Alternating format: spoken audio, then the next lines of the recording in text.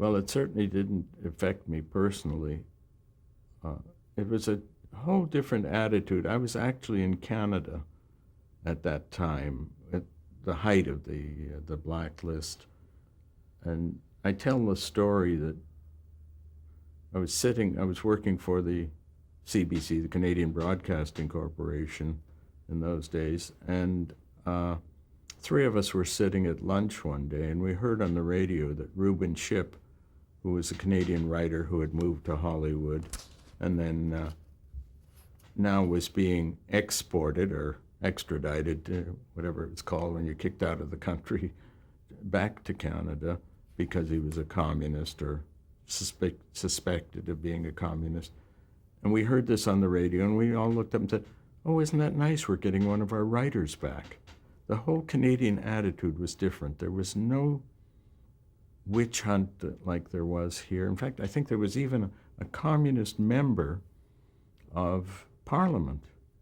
It just, we didn't, I don't know what made America go through a period like that.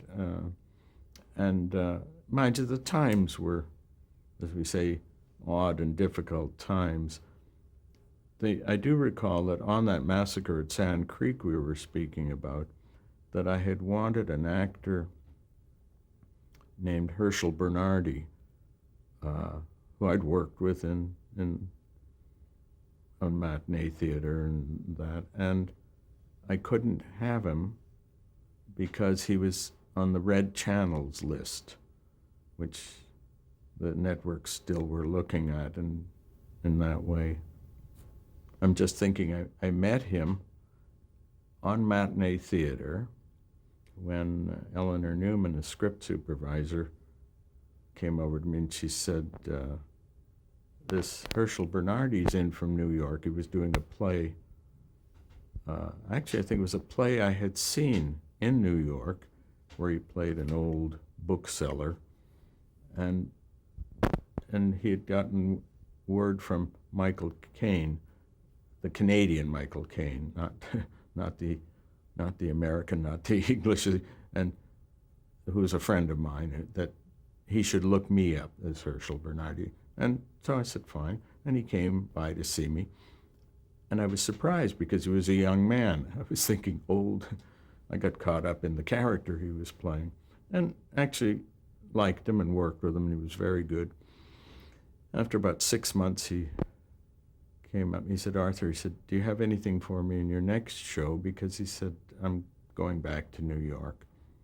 And I said, "No, it's just, it's all cast." I said, I said, "There's a small part of a taxi driver." I said, "If you want to play that and you play it at the money that's in the budget." He said, yes, he needed it. So he did.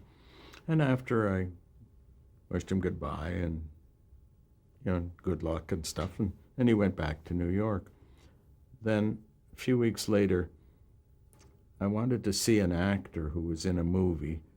I just wanted to watch about an hour of it, and my wife was driving me on Hollywood Boulevard. She was going to drop me, I think it was the Pantages, and I would go in for an hour, and she would wander and come back and pick me up in exactly 1 hour.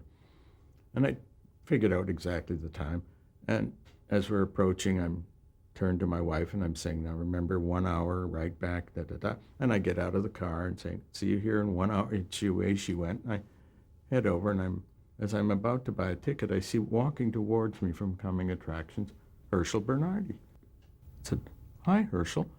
And he walked right by me, sort of glassy-eyed, and then I thought, oh, he wasn't going back to New York. He needed the money for dope.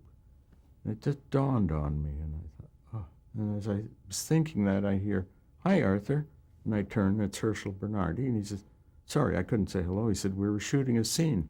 And I turn around, and there's a camera. I grant it was 16 millimeter and one light, and I hadn't noticed it because I'd getting out of the car, talking to Gwenny, and looking the other way, and but look what goes through your mind. And he had gone back just to see his mother for a few weeks, and now he was back in L.A.